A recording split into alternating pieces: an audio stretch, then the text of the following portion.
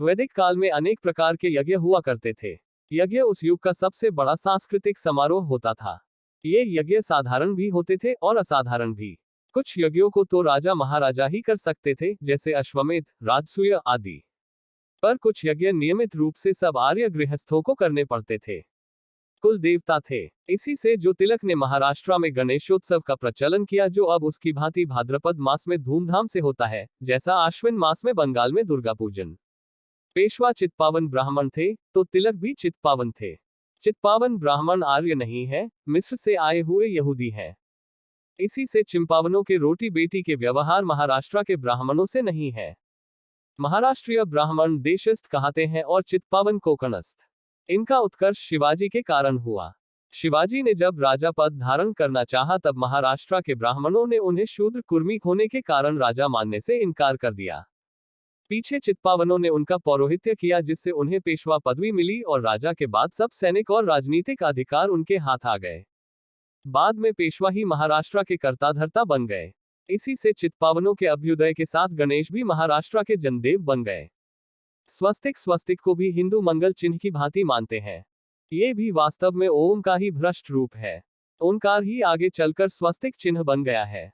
ये स्वस्तिक प्राचीन मिस्र और अमेरिका के पेरू तथा मैक्सिको में शुभ चिन्ह माना जाता था। सरस्वती हिंदू और जैन दोनों ही सरस्वती को वाग्देवी मानते हैं। प्राचीन यूनानी अनेक विद्यादेवियां म्यूज नाम से मानते थे, जो भिन्न भिन्न कलाओं और विज्ञानों का पृथक प्रभुत्व करती थी। परंतु हिंदू और जैन धर्म दोनों ही सरस्वती देवी को सामूहिक रूप से सब विद्याओं की अधिष्ठात्री मानते हैं। सरस्वती को ब्रह्मा की पुत्री कहा है। ऋग्वेद में ब्रह्मा का अर्थ है प्रार्थना मंत्र, और उसे गाने वाले को ब्रह्मा कहते थे। पीछे यज्ञ के अध्यक्ष को ब्रह्मा कहने लगे। एवं विद्ध व ब्रह्मा यज्ञम यजमान सर्वाश्चाहिर्वजो शभिरक्षति तस्मात् देव में ब्राह्मण बुर्वीत। छांदोग्य उपनिषद अप्रैल 17:10। इस प्रकार ब्रह्मा भी वेदों का उद्गाता होने के कारण सब विद्याओं का स्रोत है। इसी से सरस्वती उसकी पुत्री वाग्देवी है। हिंदू लक्ष्मी को प्राधान्य देते हैं, परंतु जैनी सरस्वती को। कार्तिक कृष्णा अमावस्या को दीपावली के दिन हिंदू लक्ष्मी पूजन करते हैं। वहां कार्तिक शुक्ला पंचमी ज्ञान पंचमी को श्वेतांबा जैन सरस्वती पूजन करते हैं। इस अवसर पर वे अपने धर्म ग्रंथों की जांच पड़ताल, झाड़ पोंछ, सफाई तथा नवीन वेष्टनों से वेष्टित कर संदली पर सजाते हैं और सामूहिक पूजन करते हैं।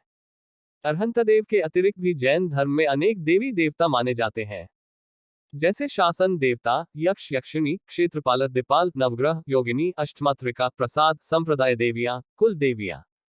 इन सब में सरस्वती प्रधान मानी जाती है। जैन शास्त्रों में सरस्वती पूजन का फल सम्यक दर्शन, ज्ञान, चरित्र आदि गुणों की उपलब्धि करना बताया है। विद्या प्रायः शोषदृग्लिशुद्धि पुरोगमार्हंत्य हृदर्थ रागा। जैन धर्म में 16 विद्या देवी मानी जाती है। प्रविष्टा सारोधार उन सब में सरस्वती अधीश्वरी है। दिगंबर उसका वाहन मयूर बताते हैं। पर श्वेतांबर हंस। श्वेत वर्णा श्वेत वस्त्र धारिणी हंस वाहना श्वेत सिंहासनासीना। चतुर्भुजा श्वेताव वीणालंकृता वामकरा पुस्तक मुद्राक्ष मालालंकृत दक्षिण करा। नानावृत पदन्यास वर्णालंकार हारिना सन्मार्गा ईसिता जैनी प्रसन्ना न सरस्वती। श्रीदेवात्कल्प ऐसा प्रतीत होता है कि सरस्वती पूजन हिंदुओं की अपेक्षा जैनी लोग प्राचीन काल से करते थे। जैन सरस्वती मूर्ति पहली शताब्दी की प्राप्त है, जबकि हिंदू मूर्ति 5वीं शताब्दी के बाद की उपलब्ध हुई है। मध्ययुगीन संगीत उत्तर और दक्षिण का भेद भारतीय संगीत की समृद्धि का युग मुसलमानों के भारत प्रवेश से कुछ प्रथम था। मुस्लिम प्रवेश और आंतरिक कलह ने उत्तर भारत को शताब्दियों तक शुद्ध रखा। उत्तर की अपेक्षा दक्षिण में शांति थी और वहां हिंदू राजाओं का काल था। इससे उत्तर की अपेक्षा दक्षिणी संगीत अधिक शास्त्रीय और शुद्ध रहा। जयदेव और उनका गीत गोविंद। जयदेव का जन्म 11वीं शताब्दी में बंगाल के बोलपुर के पास बेंदुला ग्राम में हुआ। जयदेव स्वयं भी गायक थे, परंतु उन्होंने जिस राग और ताल का संकेत गीत गोविंद में किया है, उसका ज्ञान किसी गीत गायक को नहीं था। शारंगदेव 13वीं शताब्दी के पूर्वार्ध में दक्षिण में यादवों की राजधानी देवगिरी में शारंगदेव हुए। संगीत रत्नाकर लिखा, जिस पर 1456-77 के बीच विजयनगर के राजा प्रतापदेव के आदेश पर कालीनाथ ने टीका लिखी। ये ग्रंथ 600 वर्षों से संगीत शास्त्रियों का पथ प्रदर्शक रहा। शारंगदेव के पिता कश्मीर निवासी थे, जो बाद में जा बसे थे। शारंगदेव पर दक्षिणी संगीत का विशेष प्रभाव पड़ा। उनके ग्रंथ से पता चलता है कि उनके पूर्ववर्ती संगीतज्ञ दक्षिण में बहुत थे। संगीत रत्नाकर में संगीत पद्धति की जो स्थापना की गई है, उसे अब बहुत कम लोग समझते मानते हैं। शारंगदेव का मुख्य मेल बैकवोट मुखारी है, ये दक्षिणी संगीत का मुख्य मेल है। मुस्लिम धाराओं का समावेश 13वीं और 14वीं शताब्दी में भारतीय संगीत में मुस्लिम धाराओं का समावेश हुआ। ये समावेश उत्तर पद्धति में ही हुआ, इससे उसके रूप में अंतर आने लगा और दक्षिण और उत्तर का अंतर बहुत बढ़ गया। मुसलमान बादशाह शुद्ध संगीत के आश्रयदाता न थे, फिर भी अब संगीत बड़े बड़े दरबार की ही बात रह गई थी। अमीर खुसरो बड़े भारी संगीतज्ञ थे। उन्होंने सितार का आविष्कार किया था। वे 7 बादशाहों के दरबार में रहे।